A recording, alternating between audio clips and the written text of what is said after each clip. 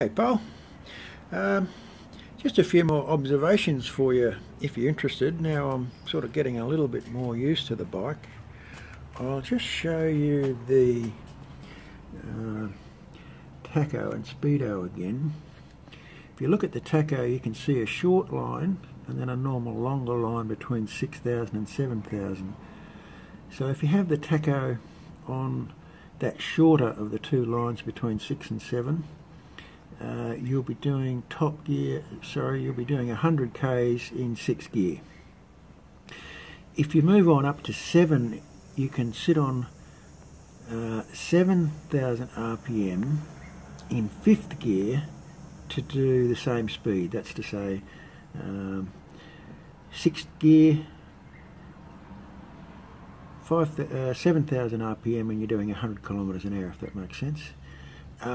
The beauty of that is that the 7k is right on the cusp of the VTEC. So if you sit just under 7 or just on 7, you're doing a nice legal 100 kilometers an hour, and just touch the throttle, the VTEC will kick in and off you go.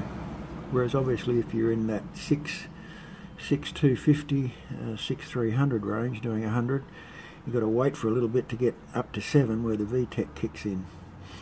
So that's interesting. I wrapped her out to about 12,000 today, somewhere between 11 and 12,000. Didn't feel as if it was doing it any harm, but she was hammering along and makes quite a bit of noise with the VTEC and with this pipe. But yeah, I wasn't really watching what speed I was doing, I was watching the tacho. Still getting used to the gearbox. Just knowing exactly what gear I'm in. I pretty well know when I'm in 5th and 6th now, which was a bit of a challenge initially, but I'm getting used to that. Other than that, yeah, everything's pretty good. I'm finding the suspension out on the highway very nice and compliant. Easy bike to ride, easy bike to just throw around with your knees. Mirrors aren't as flash as I'd like them to be, but that's just motorbike mirrors. You've got to look hard to see very much behind you. The seat, I'm starting to, like on longer rides now, I'm starting to feel it breaking my balls a bit. Maybe because it's pushing me down into the tank a little bit. But then again, I just could be a wuss and not really used to long distance riding at the moment, so I'll probably get over that.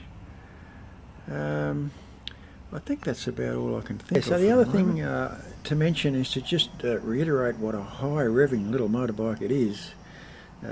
When you get it up above 7 into VTEC land, she's a really busy motor. You're really working, or the engine is really working. But it doesn't sound at all stressed, it's just working hard, but it's designed to operate at those RPMs. Off the mark, from the traffic lights, I'm still sort of developing my skills again, or redeveloping my skills. But you've got to work pretty hard on the gearbox to get a really good move off the headlights. I don't try, I'm just very leisurely about it, but yeah. And the other thing I wanted to show you was this ABBA stand. So what happens with this, you can see there where the swing arm bolt goes through, and it's normally got just a plastic cover around it. You take that cover off, this fitment here goes over the bolt and is tightened up onto a frame like that, a cradle. It's called an ABBA stand. And on the other side of the bike, you'll see the same thing. One end of the other side of the cradle is hooked into the swing arm bolt there, and you can see there it's got a handle just to assist you with lifting and lowering it. I don't know if you can see that all right, but just a handle that comes out. And when she's up on that stand, she's as solid as a rock. You can really do whatever you like with it. It's not really going anywhere. So quite safe, easy to work with. and keeps the rear tyre up. Obviously most useful in situations like me where you don't have a centre stand fitted to the bike as standard. So there you go.